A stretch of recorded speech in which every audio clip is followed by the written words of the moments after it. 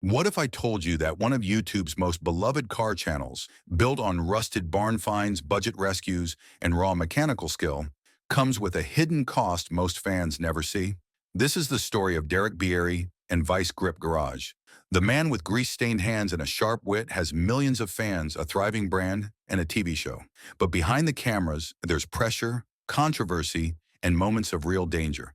And it all starts in a small Minnesota garage. Derek wasn't born for fame, he was born for the garage. His early videos were simple: a camera, a rusty vehicle, and a mechanic who refused to sugarcoat anything. Will it run? Became a hit because it was authentic. Viewers didn't just watch Derek fix cars, they imagined themselves alongside him, discovering that with patience, grit, and ingenuity, even the most hopeless machines could be revived. His humor and practical advice made him relatable. Unlike other creators relying on flashy builds, Derek showed the messy, imperfect process, and people loved it. By the time Vice Grip Garage hit 1 million subscribers, Derek wasn't just a YouTuber. He was an everyman hero in the automotive world. And as he often said in early interviews, "I just wanted to see if these cars could run again." Fame wasn't part of the plan. Behind the camera, Derek's wife, Jessica, was quietly shaping the business.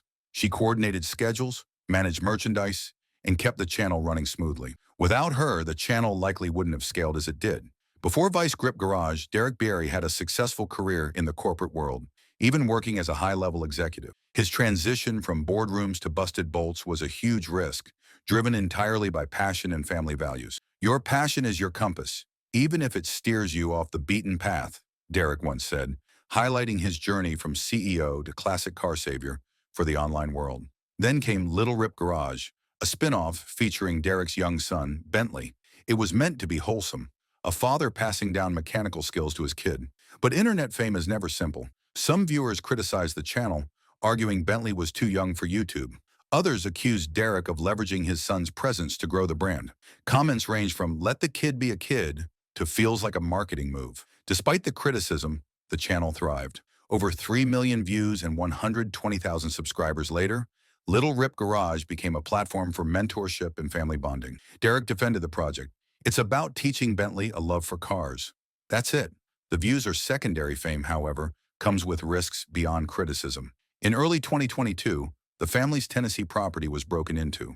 A rare carburetor was stolen, doors left open, tools scattered, a clear sign the intruder knew the house well.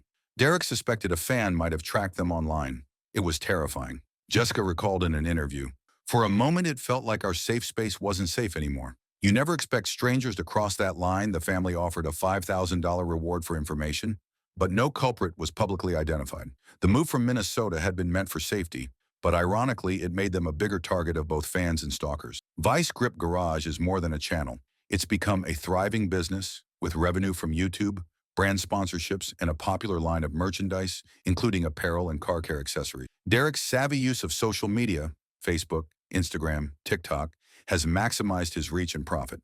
Monthly YouTube earnings, ad revenue alone, regularly reach $10,000 to $20,000, supplemented by partnerships and car flips. As the stakes rose, so did the channel's scope. Vice Grip Garage began shifting from raw rescues to racing and high-performance builds. Events like Sick Week introduced drag races, speed, and bigger production. Fans praised the innovation, but some longtime viewers missed the original hands-on charm. Reddit and fan forums debated whether the channel was losing its way. Comments ranged from nostalgia for the early DIY approach to excitement over the new content. Derek addressed it directly. "No matter how many new projects we try, we'll always go back to the rescues that started this." That's the core of Vice Grip Garage. Vice Grip Garage's influence isn't just mechanical, it's emotional. Fans have repeatedly shared that Derek's videos helped them through depression, grief, and isolation, especially during the pandemic. Derek never planned for this, but his authenticity and humility have fostered a supportive community that goes far beyond car culture. Then came Derek's biggest leap: roadworthy rescues on MotorTrend TV.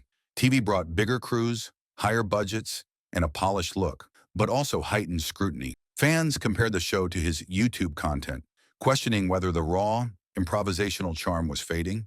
Some saw it as a pivot away from what made him famous. Some of Vice Grip Garage's most memorable projects include resurrecting a Cadillac DeVille left sitting for 20 years, a Ford Gran Torino Elite that hadn't run for 29 years, and wild budget builds on Chevy big blocks.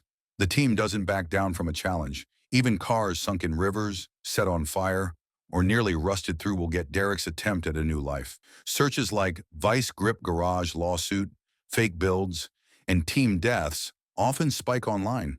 But the truth is, there have been no actual lawsuits or tragic events.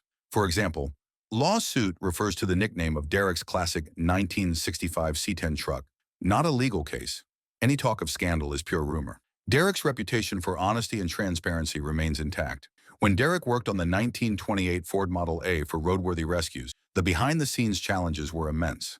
The vehicle hadn't run in 60 years, and the team had just 5 days to get it presentable for a tour of historic Detroit sites. Fellow collaborators noted that Derek is exactly the same off-camera as on. Funny, humble, and deeply knowledgeable.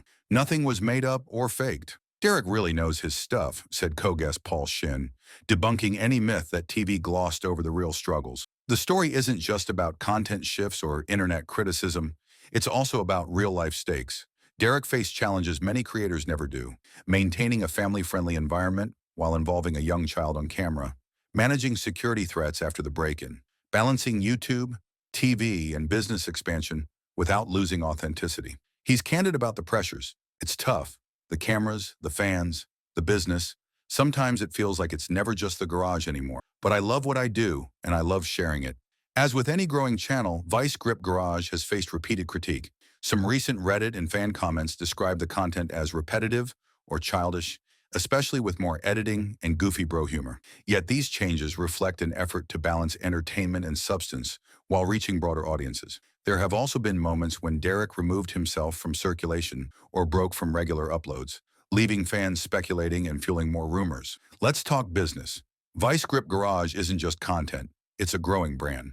Merchandise revenue, online sales, and channel monetization have created a substantial income stream. Estimates suggest earnings range from $240,000 to $1.46 million since inception. Derek has expanded carefully, ensuring growth doesn't dilute authenticity. His upcoming Tennessee project is a prime example. He purchased an abandoned 1950s building and is turning it into a Vice Grip Garage retail store, museum, and workshop. Fans will experience the history firsthand and purchase merchandise, but more importantly, they'll connect with the story behind the brand. Family dynamics remain central to the narrative. Bentley's involvement isn't just content, it's mentorship. Derek explains, I want him to learn skills, confidence, and problem solving. YouTube is secondary, Jessica adds context. We try to balance the fun with safety. Bentley loves it, but he's still a kid. It's never just about views or revenue. The family's presence, once criticized, now demonstrates how a brand can scale while maintaining personal integrity. And yet, controversy persists. Fans debate authenticity. The racing content is thrilling but different from the relatable barn-find adventures. The TV show is polished but arguably less real. The family-focused spin-off invites both admiration and skepticism. Reddit posts highlight the tension. It's amazing content, but it doesn't feel like the same guy in the garage. Another fan writes, I just miss the simplicity, the chaos of old cars coming to life. Derek faces a universal creator dilemma, evolving to grow or staying small to maintain authenticity. He chooses both. The dark truth of Vice Grip Garage isn't scandal. It's the struggle of balancing passion, family, and fame. The break-in, fan scrutiny, and content evolution highlight the unseen costs of internet success. Maintaining authenticity under pressure is harder than it looks, and Derek's journey shows that growth is rarely smooth. At his core, Derek's journey serves as a powerful blueprint for all creators aspiring to make an authentic impact. By staying true to his mission and letting raw passion guide every move, he proves that genuine connection always outshines flashy stunts. Derek Bieri's journey reveals that YouTube fame is about far more than just accumulating clicks and views. It requires strategic risk-taking and the ability to protect one's personal life amid a highly public existence. Navigating criticism with poise becomes an essential skill, and evolving content while remaining true to the core principles that first earned audience loyalty is key to lasting success. Derek's approach proves it's possible, but not easy. So what's the takeaway? Vice Grip Garage isn't losing its way, it's growing. But growth comes with tension, criticism, and real-world risks. Derek's story is less about scandal and more about the reality of building a brand while staying true to yourself. He leaves a clear message for creators. Do what you love, protect your values, and don't let noise distract you. If you stay grounded Everything else follows. In the end, Derek's story is inspiring because it's honest. It's about the messiness of creativity, the sacrifices of fame, and the joy of seeing something old and broken come back to life. It's about family, mentorship, and a garage full of stories that millions can relate to. And it's about the lesson every aspiring creator should take to heart. The real cost of success isn't measured in views, subscribers, or TV deals. It's measured in authenticity, focus, and the courage to keep building no matter what. So what do you think? Has Derek Bieri successfully balanced fame, family, and authenticity? Or is Vice Grip Garage a cautionary tale of what happens when passion meets pressure? Drop your thoughts in the comments. Hit like if you enjoyed this deep dive. Subscribe for more stories about creators' journeys, and the hidden realities behind online fame. Because behind every viral success, every social media hero, there's a story of pressure, struggle, and resilience that most people never see. And in Derek Bieri's case, that story is told one restored engine at a time.